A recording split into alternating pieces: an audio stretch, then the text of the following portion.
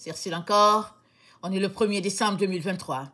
Alors, je viens sur la trompette aujourd'hui encore et je viens proclamer le retour de notre Seigneur Jésus-Christ. Amen, alléluia, soyons tous bénis, soyons remplis de sa joie.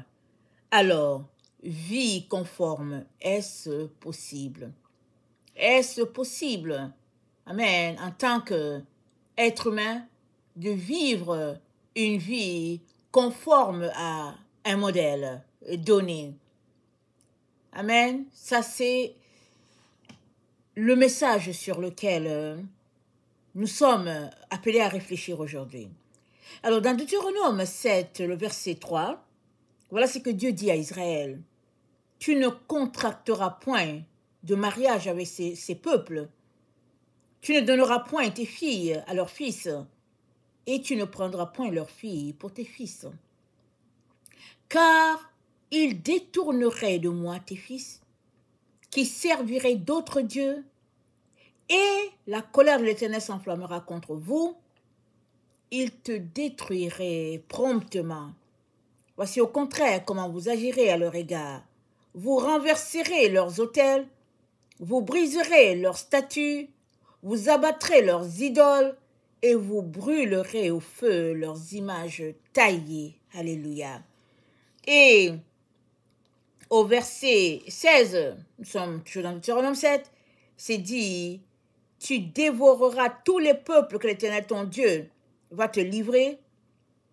Tu ne jetteras pas sur eux un regard de pitié et tu ne serviras point leur Dieu, car ce serait un piège pour toi. Alléluia. Donc voilà, Dieu est clair pour ce qui est de ses consignes à Israël. Dieu n'a pas caché à Israël ce qui leur arriverait s'ils se mettaient en corrélation avec les autres nations. Et il leur a même dit, il dit, au verset 4, nous sommes dans Deutéronome 7, il dit, tu ne contacteras pas de mariage avec eux, c'est-à-dire pas d'alliance. Et surtout, il dit, car ils détourneraient de moi tes fils, qui serviraient d'autres dieux. Donc voilà la raison pour laquelle Dieu ne voulait pas qu'il y ait une alliance entre Israël et puis les autres nations. Donc la raison, elle est très profonde. Et c'est une raison spirituelle qui va jusqu'à possibilité de destruction de l'âme de l'individu. Et si nous regardons autour de nous, amen, dans le monde dans lequel nous nous trouvons, et même depuis, je ne sais pas, peut-être les années 2000 ou bien un peu plus, un peu avant cela, le monde avait déjà tendance à devenir un. Amen. C'est-à-dire, ce qui séparait les peuples s'est un peu estompé, si bien que les peuples se sont rapprochés. Amen. Et de plus en plus, quand on regarde au niveau de la société, on a la difficulté à savoir qui est homme, qui est femme. Et même, quand tu vois un homme et que tu lui dis « Monsieur », tu es là parce que tu te dis, qu'est-ce qu'il va te dire? Il y en a à qui tu vas dire « Monsieur », ils vont te dire « Non, je ne suis pas monsieur, je suis madame ». Il y a d'autres à qui tu vas dire « Madame » et puis ils vont te dire que je suis sans appellation, comme on dit. Donc, voilà où notre monde est rendu. Et ça, ce n'est pas juste au niveau des adultes, c'est au niveau des enfants. C'est ça que Dieu dit à Israël. Il dit à Israël, car ils détourneraient de moi tes fils. Donc, les petits, la base, le fruit de demain, ceux-là qui vont former l'avenir, sont déjà éduqués de manière à ce qu'il n'y ait pas de différence. C'est enseigné dans les écoles, c'est enseigné un peu partout, et les gens militent pour que les différences puissent sauter. Alors, on peut regarder un peu ceux-là qui marchent, et puis il marche, et puis sur la plaque, tu vas regarder les raisons pour lesquelles la personne marche, ou bien pour lesquelles les personnes marchent. Et ce n'est pas dans un seul pays, c'est un peu partout. Même dans les pays où on matait les gens, souvent on dit, ben laisse-les marcher, et puis c'est tout. Pour faire croire à ceux-là qui ont le pouvoir entre les mains, pour leur faire croire qu'il y a la démocratie et tout. Et non, voilà, c'est un peu ce qui se passe dans les différentes sociétés dans le monde entier. Et l'esprit derrière cela, c'est de rendre tout le monde conforme à une certaine image, laquelle est différente ou bien est en opposition à l'image que Dieu veut pour l'être humain. Parce que Dieu nous a créés à son image, alléluia, mais tous différents les uns des autres. Quand bien même on aurait devant nous des vrais jumeaux, ils seraient quand même différents. Ils sont distinguables. On les regarde et puis on se dit, ah non, mais toi c'est Philippe, puis toi c'est Patrice, et puis etc. Parce que le Dieu que nous servons, ce n'est pas le Dieu qui nous rend conformes au point de perdre notre identité. Non. Il nous rend conformes à lui par rapport à ses commandements, par rapport à sa parole, les directives qu'il nous a données. C'est pour qu'on puisse marcher de manière à lui ressembler. Amen. Mais ça n'a rien à voir avec le conformisme du monde. Le conformisme du monde, c'est pour t'annuler, comme on dit. C'est pour que tu n'existes plus et que, à ta place, existe un être arbitraire, une image. Et c'est ça que le Seigneur nous a avertis dans Apocalypse 13. Il nous dit, on va lire au verset 11, on va aller dans Apocalypse 13, le verset 11. Alors c'est dit, puis je vis monter de la terre une autre bête, qui avait 2 cornes semblables à celles d'un agneau et qui parlait comme un dragon. Donc, on sait déjà pourquoi c'est bête. C'est une bête parce que c'est un être humain à l'état brut. C'est une bête parce que c'est un animal. Et l'être qui est transformé à l'image de Dieu, c'est un être spirituel. Et celui-là qui n'est pas transformé et qui est toujours dans son état brut, c'est un animal. Alors, je dis souvent en référence le livre de Watchman Nee, mais tout est écrit dans la Bible, 1 Corinthiens 15. Amen. Et tout est là, tout est détaillé. Et le Saint-Esprit est là pour nous expliquer. Alors, quand on voit la personne, on dirait un agneau, c'est-à-dire, ça fait partie des enfants de Dieu. Les enfants de Dieu sont appelés agneaux. Il suffit juste d'aller lire la Bible en grec ou bien en hébreu. Alors, dans les concordances, on va voir que dès qu'il s'agit d'un enfant de Dieu, c'est dit un agneau. Alors, ici, c'est dit, il semblait un agneau avec 2 cornes, mais quand la personne ouvrait la bouche, c'était le serpent. Et c'est dit, elle exerçait toute l'autorité de la première bête en sa présence. Et elle faisait que toute la terre et ses habitants adoraient la première bête, dont la blessure mortelle avait été guérie. Alors, la première bête, elle se trouve dans Apocalypse 13. On va regarder ses caractéristiques. Apocalypse 13. Puis je vis monter de la mer une bête qui avait 2 cornes. Pardon, elle avait 10 cornes. Et 7 têtes. Là, tu t'arrêtes, tu te dis, bon, c'est pas une corne pour une tête, mais c'est déjà 10 cornes et puis 7 têtes. C'est pas comment c'est réparti. Mais voilà déjà, comment on appelle ça?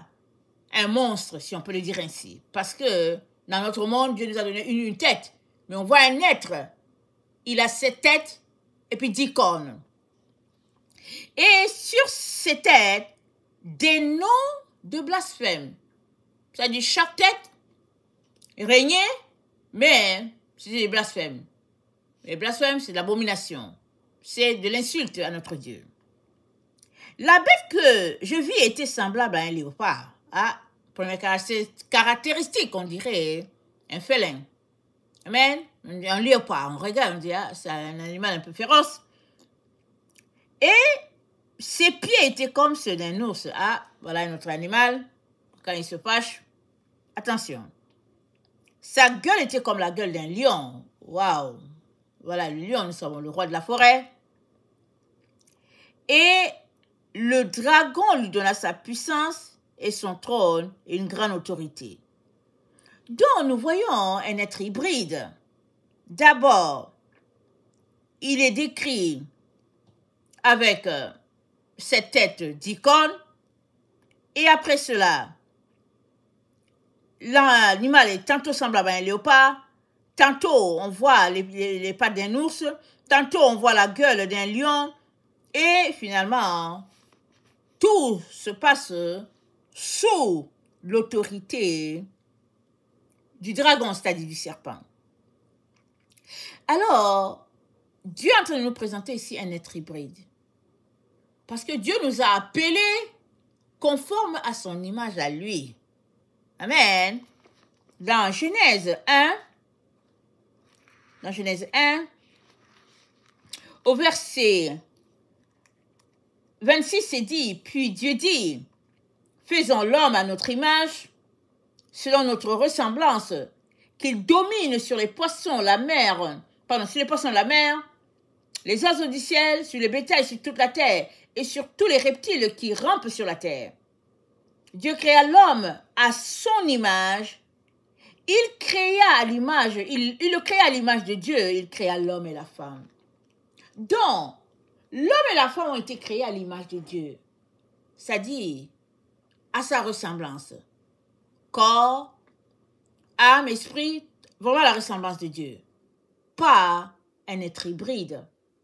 C'est un être unique. Amen. À la ressemblance de Dieu. Vraiment, le type, comme Dieu est, c'est comme ça qu'il a créé l'homme. Il n'a pas mis de différence entre l'homme et puis lui en disant, ok, puisque c'est moi qui t'ai créé, je vais te donner une corne et puis bon, voilà. Non. L'homme a été créé ressemblant à Dieu. Mais la société, la vie dans le monde, finalement, a rendu les êtres humains des êtres hybrides. Si bien que, à la fin des temps, c'est la génération qui vivrait sur la terre au moment de la fin aurait en son sein des êtres hybrides qu'il serait difficile de décrire. Alors, quand la Bible parle de léopard, d'ours, et comment on appelle ça, de léopard, ours, lion et tout, la Bible est en train de mentionner les caractéristiques qu'on trouve dans ces animaux-là. Alors, là, on nous décrit des caractéristiques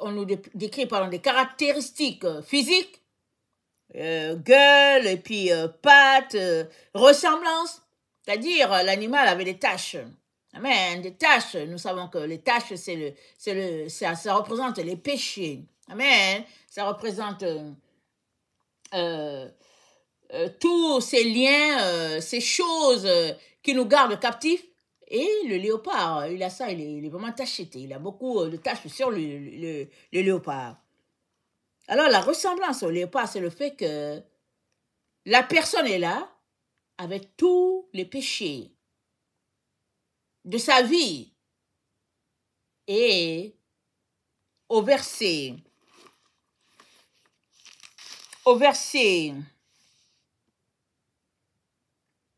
12, c'est dit, la seconde bête exerçait l'autorité en présence de la première, elle faisait que les habitants adoraient la première bête. Qu'est-ce que Dieu est en train de dire ici? Dieu est en train de dire, les habitants se comportaient à être hybrides. C'est ça qu'il est en train de dire. Parce que la première bête était hybride. avait 7 têtes. C'est-à-dire, elle était là, mais il y avait 7 personnes qui géraient. Et elle avait des autorités aussi. C'est-à-dire, les 10 cornes, ça représente l'autorité. Et les habitants de la terre adoraient la première bête, c'est-à-dire, ça faisait leur affaire d'être hybride de ce type. Et elle opérait de grands prodiges, le verset 13, et faisait descendre du feu du ciel, sur la terre à la vue des hommes. Alors, nous savons que le feu, ça peut être le feu qui brûle, et puis ça brûle tes doigts, mais ça peut être aussi le feu, la propagande, et enflammer les paroles. Alors, ici, elle faisait descendre du feu, c'est-à-dire, elle galvanisait la troupe. Amen. Par les paroles, elle les enflammait. Et c'est dit, elle séduisait les habitants de la terre par des prodiges qu'il était donné d'opérer en présence de la bête, disant aux habitants de la terre de faire une image à la bête qui avait la blessure de l'épée et qui vivait. Les habitants de la terre étaient encouragés à dessiner une image à la bête, c'est-à-dire à lui ressembler. On lui a demandé de faire une image à la bête, c'est-à-dire de ressembler à la bête. Par toutes sortes de slogans, par toutes sortes de lois, par toutes sortes de règles, il était demandé à tous les habitants de la terre de ressembler à la bête, c'est-à-dire d'être hybride. Alléluia. Il lui fut donné d'animer l'image de la bête, afin que l'image de la bête parlât et qu'elle fût que tous ceux qui n'adoraient pas l'image de la bête fussent tués. C'est-à-dire, tous ceux-là qui ne ressemblaient pas à la bête étaient tués. C'est-à-dire, tous ceux-là qui n'étaient pas des personnes hybrides, dans leur comportement, dans leur attitude, étaient tués. Pourquoi étaient-ils tués? Parce qu'ils ne ressemblaient pas aux habitants de la terre. Ils ressemblaient, ceux-là qui... C'est dit quoi? C'est dit, attendez, je retourne au verset 15. C'est dit, il lui fut donné d'animer l'image de la bête, afin que l'image de la bête parlât et qu'elle fît que tous ceux qui n'adoraient pas l'image de la bête fussent tués. Adorer l'image de la bête, c'est faire comme la bête. C'est aimer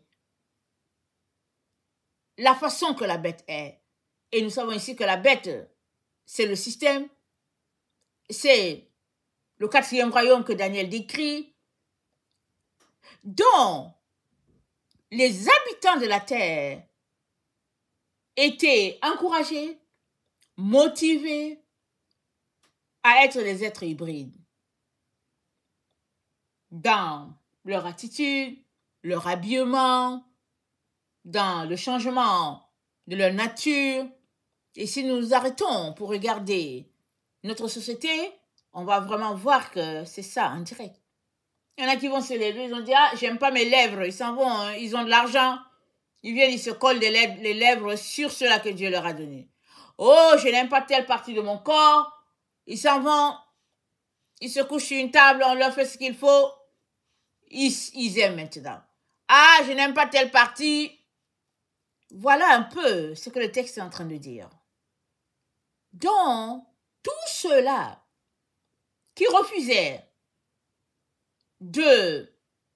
d'adhérer à cette idéologie, à cette façon de faire, dans ses pensées, dans ce qu'il est,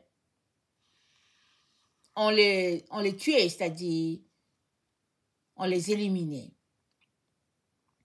Alors, ce n'est pas juste dans le physique que les gens étaient hybrides.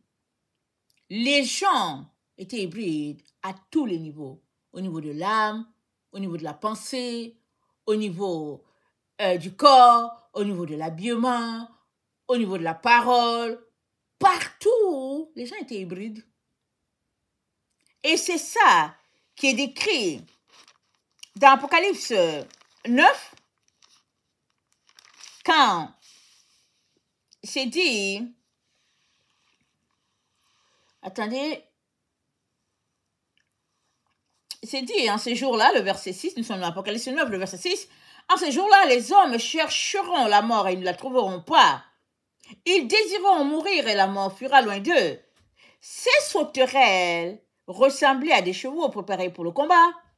Il y avait sur leur tête comme des couronnes semblables à de l'or, et leur visage était comme le visage des hommes, était comme le visage d'hommes, pardon. Elles avaient des cheveux comme les cheveux de femmes, et leurs dents étaient comme les dents de lion. Elles avaient des cuirasses comme des cuirasses de fer, et le bruit de leurs ailes était comme un bruit de char à plusieurs chevaux qui courent au combat. Ici d'abord, le bruit de leurs ailes était comme le bruit de chars à plusieurs chevaux qui courent au combat. Ici, c'est les scènes de comment on appelle ça, de marche. Amen. Quand le peuple va marcher. Alors, les ailes, avec les ailes, l'oiseau se déplace ou bien le papillon se déplace. Et c'est dit, le bruit de leurs ailes était comme un bruit de char à plusieurs chevaux. C'est-à-dire, ils se déplaçaient en groupe. Et puis, ils faisaient ce bruit-là. Mais au fait, le Seigneur révèle que ici, ce verset 9, amen, d'Apocalypse 9, le verset 9, ce sont les marches de contestation. Ah, on n'aime pas ceci, chacun vient avec sa plaque. Oh non! En tout cas, je veux utiliser mon corps pour pouvoir éliminer le bébé dans le ventre. Je veux faire ceci de mon corps, je veux qu'on me donne la permission, je veux ceci, cela. Les gens veulent tout simplement qu'on leur donne la permission. Mais pourquoi as-tu besoin de la permission d'une autorité pour ton corps? C'est ton corps? Pourquoi vas-tu marcher pour que l'autorité te donne la permission? Parce que tu es en train de dire à l'autorité que l'autorité a un pouvoir sur toi. Parce que si l'autorité n'a pas un pouvoir sur toi, qu'a-t-elle à voir sur le fait que tu veux couper telle partie de ton corps ou que tu veux couper telle autre? Parce que ton corps, c'est le temple du Saint-Esprit. C'est Dieu qui règne sur ton corps. Ce n'est pas une autorité qui doit donner son mot sur ce que tu dois faire de ton corps. Mais, déjà, au 1er siècle, le Seigneur révélait déjà que la génération de la fin sera telle que ce qui se passerait dans ce temps de la fin, ce serait juste des scandales, de l'étonnement, des choses du jamais vu, du jamais entendu. Voilà pourquoi, quand on lit le livre de Daniel, Daniel est troublé. Il est troublé, il manque de sommeil, il ne comprend pas parce que dans le temps de Daniel, les gens étaient des êtres humains. En tout cas, ils étaient à la ressemblance que Dieu leur avait donnée. Ils n'étaient pas dans les préoccupations d'avoir tellement d'argent qu'ils partaient couper des parties de leur corps. Non, ils n'étaient pas dans ces préoccupations-là. Et Dieu donne un rêve ou bien des rêves à Daniel, le projetant dans notre temps, et Daniel est sous le choc, il ne comprend pas que les êtres humains soient semblables à des bêtes. Voilà pourquoi il parle de bêtes, la première bête, la deuxième bête, la troisième bête. Parce que quand l'Esprit de Dieu n'est pas dans une personne, elle est semblable à un animal. Alors, Daniel donc nous présente les différentes phases qu'il y aurait sur la terre concernant les différents règnes. Et notre Dieu, amen, dans son grand amour, nous dit que ce n'est pas possible qu'il y ait un conformisme sur toute la terre à propos de à qui ressembler, comment ressembler. Parce que nous avons déjà été créés à l'image de Dieu, on ne peut pas encore aller ressembler à être créé à une autre image. Dieu t'a déjà créé, il t'a créé à son image. Alléluia, amen. Loue le Seigneur du fait que tu ressembles à Dieu. Préoccupe-toi du fait qu'il t'a créé. Il a voulu que tu naisses, que tu existes, que tu sois là sur la terre. Préoccupe-toi de ça. Et demande-lui pourquoi tu es là. Et il achèvera. Amen. Ta mission sur la terre en te communiquant les raisons pour lesquelles il t'a envoyé, comment tu peux faire pour accomplir ta mission et puis retourner à la maison. Mais les gens ne sont pas préoccupés par ça. Non. Ils ne sont pas préoccupés de savoir pourquoi ils sont là, sur la terre. Ils sont préoccupés de dire, oh, je ne veux pas ceci, oh, je ne veux pas cela, et puis ceci, cela. Et le Seigneur de nous dire, Deutéronome 7,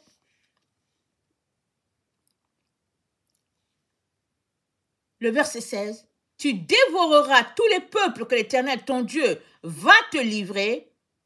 Tu ne jetteras pas sur eux un regard de pitié et tu ne serviras point leur Dieu. Car ce serait un piège pour toi. Tu ne serviras pas leur Dieu. Jusqu'où es-tu en train de servir le Dieu des nations? Excusez. Il suffit que tu aimes quelque chose, alors tu es en train d'adorer la chose. Il suffit ça, c'est fini. Alors, tu aimes comment on appelle ça? Tu aimes le café? Ah oui, et puis vraiment, tu es dépendant du café, alors ça veut dire tu es vraiment en plein dans le système. En train d'aimer toute cette façon-là, qu'est-ce qu'il y a dans le café et tout et tout. Et si ta dépendance est telle que tu ne peux pas t'en passer et tout, alors tu comprendras qu'il faut que tu cries pour que Dieu vienne t'en délivrer. Parce que le café doit être juste une boisson que tu peux prendre une fois en passant, mais pas en être esclave, exemple. Alors, Dieu dit au verset 6, nous sommes dans Deutéronome 7, le verset 6, car tu es un peuple saint pour l'Éternel ton Dieu. L'Éternel ton Dieu t'a choisi pour que tu fuisses un peuple qui lui appartient entre tous les peuples qui sont sur la face de la terre. Ce n'est point parce que vous surpassez en nombre tous les peuples que l'Éternel s'est attaché à vous et qu'il vous a choisi, car vous êtes le moindre de tous les peuples. Mais parce que l'Éternel vous aime, parce qu'il a voulu tenir le serment qu'il a fait à vos pères, l'Éternel vous a fait sortir par sa main puissante, vous a délivré de la main de servitude, de la main du Pharaon, roi d'Égypte. Sache que c'est l'Éternel, ton Dieu, qui est Dieu. Ce Dieu fidèle garde son alliance et sa miséricorde jusqu'à la 1000e génération envers ceux qui l'aiment et qui observent ses commandements. Donc Dieu nous rappelle que lui, il garde son alliance. Il garde ses promesses. Et c'est une forme d'insistance pour nous dire à vous aussi de travailler pour garder vos promesses, pour garder votre alliance. À vous de travailler pour être fidèle comme votre Dieu, parce que vous avez été créés à son image. Il est un Dieu fidèle à ses promesses, alors nous sommes aussi appelés à être fidèles à ses promesses. C'est-à-dire, nous sommes appelés à ne pas adorer les dieux des nations, à ne pas nous transformer à l'image de tout ce qui se passe dans la société. Nous sommes appelés à demeurer fidèles à notre Dieu, coûte que coûte. Coûte que coûte. Alors, notre monde a formé ou bien forme des personnes hybrides. Peut-être même que tu en fais partie. Peut-être que tu en fais partie. Souvent, on ne prête pas attention à ces choses, n'est-ce pas? Alors, je prends un exemple sur les femmes. Vous savez, généralement, bon, il y a peu d'hommes qui le font, mais il y en a quand même qui le font, qui portent des perruques. Et puis, ou bien surtout s'ils sont chauves, ils s'en vont se faire piquer des cheveux sur le cuir chevelu, et puis pour avoir belle allure et puis tout. Et puis bon, ils ont là un beau look et tout. Mais le vrai look, c'est qu'il n'y a pas de cheveux. Alors, les femmes, elles sont championnes pour ça. Aujourd'hui, tu vas les voir, elles ont une perruque orange. Et puis demain, tu la vois, tu ne sais pas si c'est la même personne parce que sa perruque est bleue. Après demain, tu regardes, c'est pas la même personne parce que elle était mince hier et puis aujourd'hui, elle a un peu plus de l'embonpoint à cause du type de vêtements qu'elle a porté, etc., etc. On est dans le temps où la terre est un théâtre. C'est une salle de théâtre. Les gens se transforment. tu sors, tu te dis, mais est-ce que c'est la personne? Est-ce que c'est elle? Tu restes et tu te dis, mais attends, ça lui ressemble, mais c'est pas la personne. Et pourtant, c'est la personne. Et la personne sait que tu ne l'as pas reconnue. Elle a un sourire. Et voilà le monde dans lequel nous sommes. Mais Dieu nous appelle à être des personnes honnêtes, véridiques, franches, droites. Il nous appelle à garder l'image qu'il nous a donnée. Alors, du temps où je portais ces choses, quand le Seigneur m'a parlé de me débarrasser de ça, j'ai dit, Seigneur, mais Seigneur, il n'y a pas de problème à ça, parce que tu es dans mon cœur, je t'aime, et puis ben voilà, Jésus. Mais le Seigneur m'a dit, une personne qui a, exemple, sur ses cheveux, des rallonges, c'est-à-dire tes cheveux sont courts et puis tu as des rallonges, tu as des tresses et puis tes cheveux deviennent tellement longs. Le Seigneur m'a dit, une telle personne, elle n'est pas différente de l'autre personne qui a changé son sexe. Elle n'est pas différente de l'autre personne qui a changé son faciès. Elle n'est pas différente. C'est tout simplement que ben, l'un avait plus d'argent, il allait couper une partie. Et puis l'autre avait son argent, il a juste pu acheter une perruque. Et puis là, il ou bien elle a porté la perruque. Mais, à regarder de proche, les deux sont passés par une œuvre de transformation. Amen? Les deux sont passés par une œuvre de transformation. L'un, le bistouri a touché son corps. Et l'autre, c'est une perruque qui est là, etc., etc. Et Dieu dit à ses enfants de demeurer dans ce qu'il a établi. Il a dit à la femme, tu ne porteras pas le vêtement d'homme. Il a dit à l'homme, tu ne porteras pas le vêtement de femme. Non. Il n'y a pas à dire, oh non, mais c'est pour rigoler. C'est juste pour la comédie. Parce que vraiment, c'est que... Non. Pas de comédie. On ne commence pas à jouer à ces choses-là. En disant, oh non, mais vous savez, les enfants, quand on fait le théâtre, ils ont besoin qu'on se déguise. Non. Si tu es un homme et que tu dois faire la comédie, fais ta comédie avec tes vêtements d'homme. Comme ça, l'enfant n'aura pas de confusion, il va savoir que tu es un homme et que même dans tes moments de comédie, tu es un homme. Pourquoi est-ce que dans les moments de comédie, il faudrait que tu te transformes en femme en robe avec des talons parce qu'au fait, il n'y a pas quelqu'un pour jouer ce rôle. L'enfant doit comprendre. Il doit comprendre que, au fait, dans la pièce de théâtre, ici, c'est une femme qui a appelé à jouer le rôle, mais bon, celui qui est devant lui, c'est un professeur, et puis ben, c'est un mâle, et puis ben, le mâle va jouer le rôle.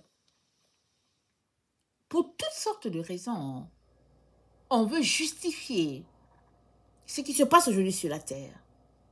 Mais en tant qu'enfant de Dieu, on ne peut pas. On ne peut pas s'amuser à ce que Dieu a dit de ne pas faire. On ne peut pas s'amuser avec. Dieu a dit, tu n'accoupleras pas, deux espèces différentes. Il a dit non. Il dit non. Il ne veut pas les situations, les choses hybrides. Non.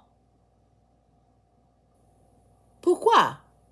Parce que notre esprit va s'habituer à marcher sur la voie du milieu, la voie du compromis, la voie de l'hypocrisie. Vous savez, la voie de l'hypocrisie, c'est une voie de prison. Parce que ceux-là qui sont pris dans ce vice-là ont la difficulté à se retrouver d'un bord ou d'un autre parce qu'ils sont confortables dans la voie du milieu. Dans la voie où tu te tournes du côté A, ben tu es avec A. Tu te tournes du côté C, tu es avec C. Et toi-même, tu te places, tu es B. Alors, peu importe ce qui arrive, tu es avec A, tu es avec C. Ça ne marche pas avec notre Dieu. Notre Dieu dit, tu es noir ou bien tu es blanc. C'est oui ou c'est non. C'est le mal ou bien c'est le bien. C'est la lumière ou bien c'est les ténèbres. à chacun de choisir.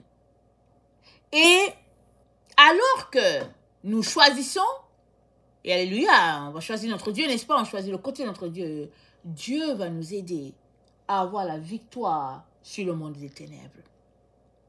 Parce que l'idéologie du moment, l'idéologie de l'équipe de la fin, comme on dit, c'est une idéologie où il n'y a plus de différence.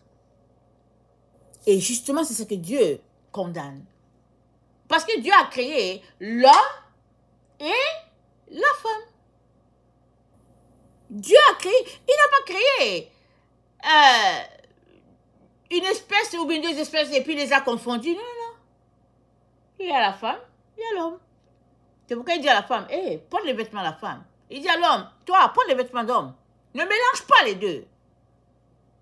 Ne mélange pas. Donc c'est une affaire d'esprit qui s'associe à un autre esprit pour créer une race, si on peut le dire, que Dieu n'a pas établie. Et on connaît bien l'exemple cité dans Genèse 6, où les anges déchus sont venus sur la terre pour s'unir aux filles des hommes. Et s'unissant aux filles des hommes, ils ont créé une race hybride. Dans le temps, on les appelait des géants.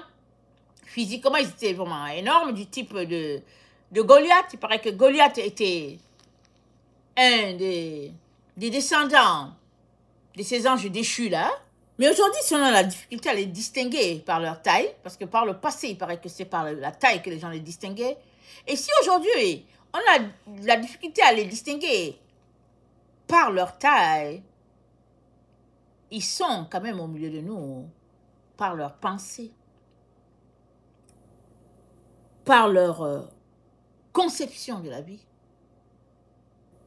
par le monde qu'ils transforment selon leur modèle à eux.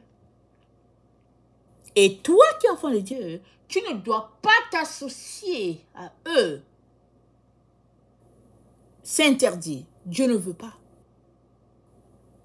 Et comment t'associerais-tu à eux? Par tes pensées, bien sûr. Alors,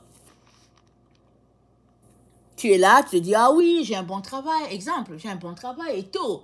Mais tout ce que tu fais, c'est contraire à tout ce que Dieu attend de toi.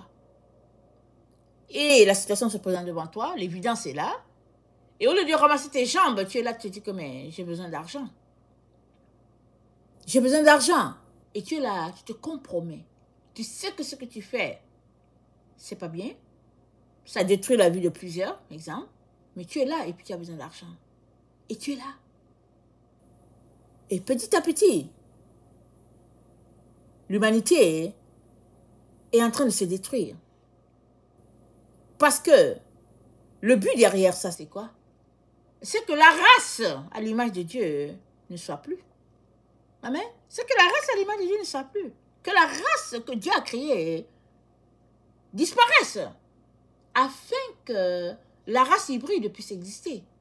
Par ses pensées, son comportement, son physique, et puis etc., etc. Et Dieu, le créateur de l'univers, s'attend à ce que dans le temps dans lequel nous sommes, ses enfants ne puissent pas ressembler à la bête. À la fin, quand Jésus-Christ viendra, ceux qui lui appartiendront, c'est ceux-là qui vont ressembler à Dieu dans leur attitude, c'est-à-dire dans leur physique, dans leur façon de parler, dans leur façon de faire. Ils seront transformés à l'image de Dieu. Et la seule manière pour toi d'arriver à cette finalité-là, c'est que tu sois déjà maintenant en train d'obéir à Dieu, à tout ce qu'il te dit. Voilà pourquoi, dans Apocalypse 14, c'est dit, au verset 12, Apocalypse 14, le verset 12, c'est dit, c'est ici la persévérance des saints qui gardent les commandements de Dieu et la foi de Jésus. C'est ici la persévérance des saints qui gardent les commandements de Dieu et la foi de Jésus. C'est ici, on est dans ce temps-là. Et ça va aller de dureté en dureté pour l'enfant de Dieu. Mais on est appelé à garder les yeux fixés sur le Seigneur Jésus, à se couper des valeurs de ce monde et à faire ce que Dieu nous demande de faire, malgré tout ce que cela peut nous demander, comme renoncement, comme sacrifice. On est appelé à garder la parole de la persévérance, c'est-à-dire la loi de Dieu. C'est ça. Et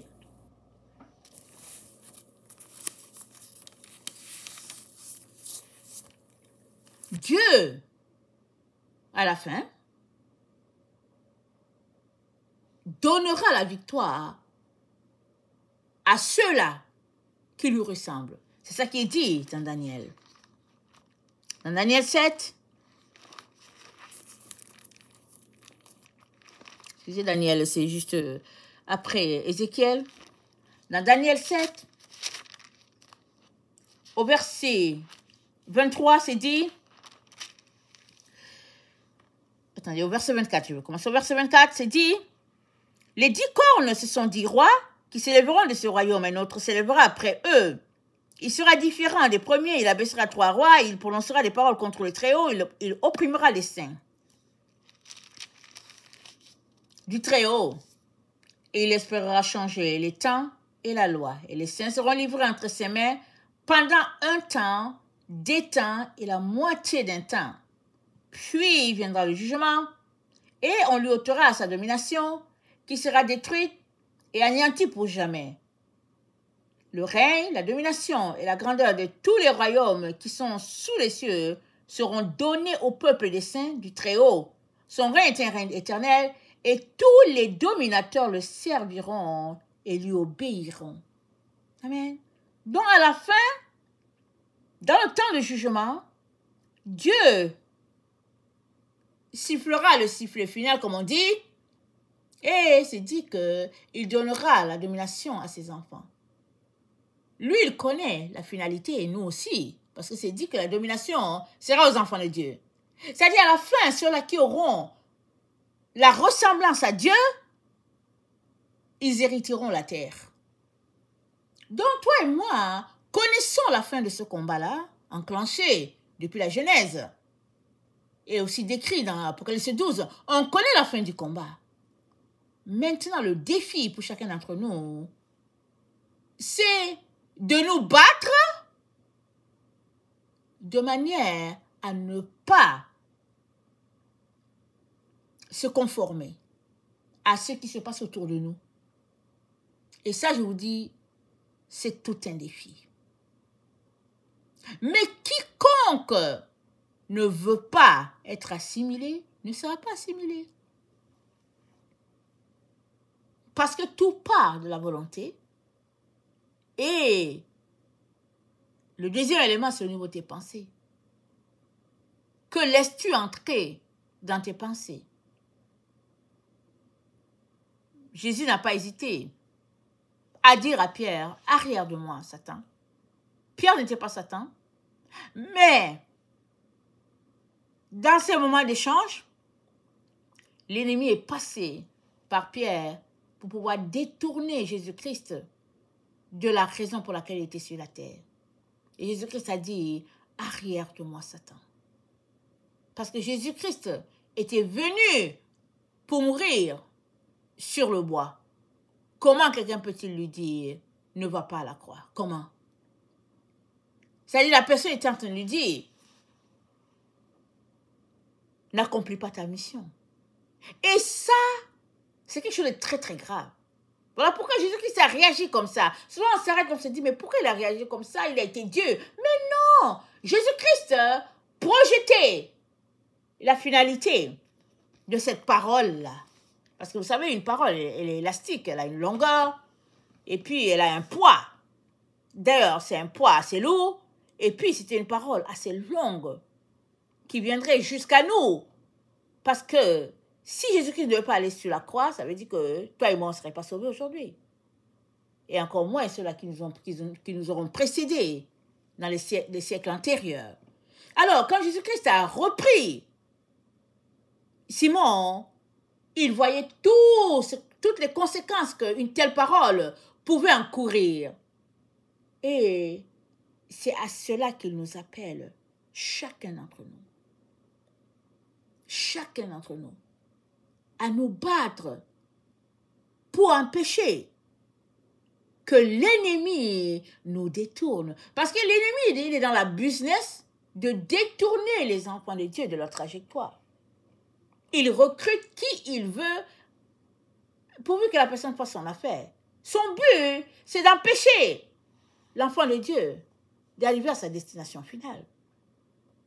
Mais tu es appelé à arriver à destination. Soit tu te bats, et à la fin, Jésus-Christ te dira, bon et fidèle serviteur, soit tu ne te bats pas, et tu es là pour dire que ouais, on m'a fait ceci, on m'a fait cela, et après tu vas te retrouver de l'autre côté, loin de Jésus. Qu'est-ce que tu peux faire? Amen. Qu'est-ce que tu peux faire? C'est mieux de te battre. Parce que à chaque effort que tu déploies pour garder ta position, Dieu déploie des efforts beaucoup plus forts pour te soutenir et pour que tu puisses achever ta course. Alléluia. Souvent, on a l'impression que, ouais, on se bat trop, c'est compliqué. Mais Dieu nous porte. Souvent, il nous porte. Tu regardes tes traces, tu ne vois même pas où sont. C'est parce qu'il te portait. Parce que la situation était tellement pénible qu'il te portait. Il s'est dit, OK, on va le porter, on va le faire avancer un peu. Alors, s'il y a une chose que nous devons faire dans le temps dans lequel nous sommes, c'est de nous éloigner de tous ces slogans-là, de tous ces courants de pensée-là, qui font de l'homme et de la femme des êtres confondus. Parce que l'esprit en arrière, c'est d'annuler la race à l'image de Dieu et d'amener sur terre une race hybride, telle que décrite dans Apocalypse 13. Allez-y lire. Et c'est dit que ceux-là qui ne vont pas se conformer au système, mais c'est dit que ce sont eux qui seront retournés à l'origine, à l'adoration d'origine. Apocalypse 13, verset 8. C'est-à-dire ceux-là qui seront retournés pour marcher sur la parole de persévérance. Et ceux-là qui seront retournés pour marcher sur les traditions apprises par notre Seigneur, par les apôtres, par les prophètes, c'est ceux-là. Eux, ils arriveront à destination. Et Dieu veut que tu arrives à destination.